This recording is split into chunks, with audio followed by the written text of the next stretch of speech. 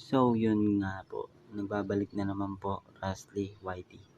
May share na naman ako sa inyo, panibago. Pumunta lamang kayo.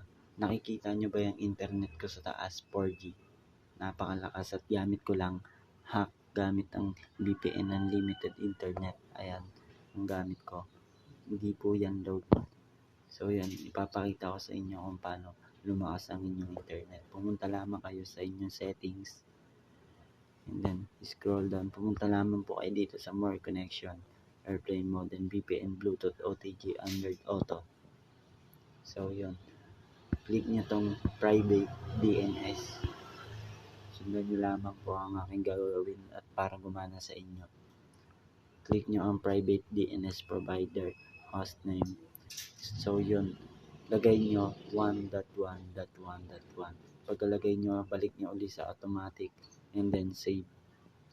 So, yun. Meron pa akong ituturo sa inyo. Hindi pa nagtatapos ang ating vlog.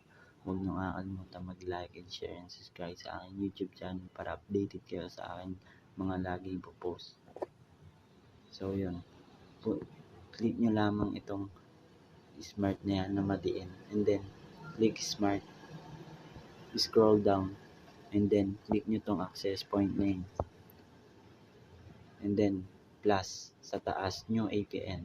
So, maglalagay tayo ng APN na para lumakas ang ating internet. So, ilalagay natin dyan any name, any. Bala na kayo kung anong name gusto nyo. Ang akin is Smart 5G. Sundan nyo lamang para mas maganda, sundan nyo yung akin at gayahin para lumakas yung internet at maging full 4G. Kahit 4G lamang ang aking phone, gagawin natin 5G para maging full. Sunod, APN. Gagawin natin hypernet 5G Smart PH internet. Dikit-dikit lang yan guys para mas malakas yung sagap ng internet nyo. Pagkatapos nyan, okay. So, username. Ang ilalagay natin sa username at Rusty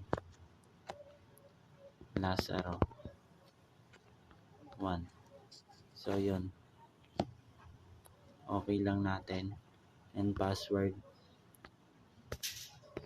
Si Don. Ilagay na lang natin si Don Hyper Net. Yan. Ilagay lamang natin yan. And then server www.google.com. Pwede rin 1.1.1.1 katulad na nilagay natin sa private DNS. Okay.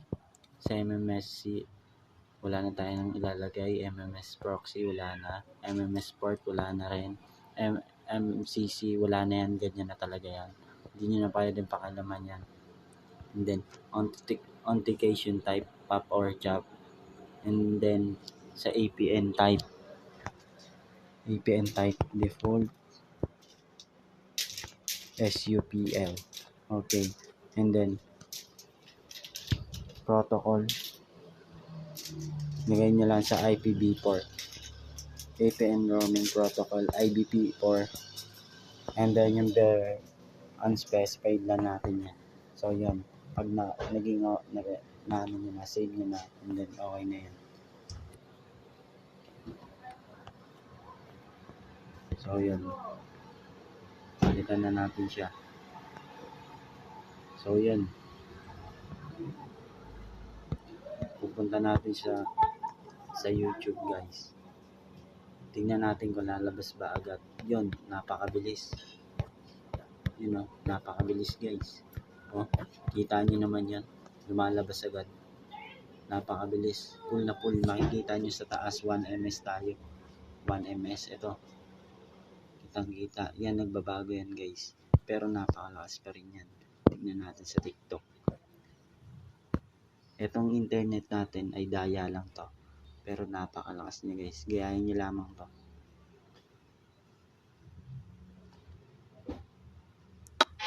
Sorry, I don't understand where all of this is coming. Kung sineswerte ka nga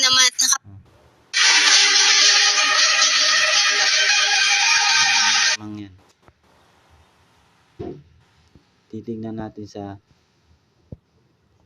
speed test. Huwag niyong i-skip ang ating video guys. Tapusin niyo. Speed test. Speed test. Speed test natin to guys. Para malaman natin din. Yun. Pumapatak ng 10 to 11 ms guys. Pag ang BPN guys, sa mga ibang nagtututorial, parang hindi legit, umaabot lang yung kanila ng 1. Napakahina lang ng 1 hanggang 2. Pero ang atin umaabot ng 12 to 7 ms gamit lamang ang BPN.